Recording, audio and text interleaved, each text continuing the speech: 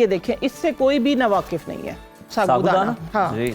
इसका नाम बेचारे का जब आता है ना, जब फौरन से बीमार जहन में आता है कि कोई यहाँ कोई बीमारी होगा जो सागुदाने की खीर बन रही है। लेकिन बेशक इसमें सागुदाने में निशास्ता ज्यादा, कार्बोहाइड्रेट्स ज्यादा हैं, बट जिनको मैंने बहुत दफा आजमाया है और बहुत लोगों को बताया भी, जिनकी हड्डियों में से, ज्वाइंट्स में से कैल्शियम खत्म हो जाता है ना, और टक टक की आवाजें आती हैं, हड्डियां आपस में रगड़ रही होती हैं, लुब्रिकेंट खत्म हो जाता है, आप यकीन माने आप सिर्फ इसका पाउडर बनाएं, सादा बिल्कुल, इसको ग्राइंड करके फाइन पाउडर बन गया, गर्म दूध लिया, उसके अंदर 1 चम्मच मिक्स किया, मिक्स करके आप पी लें।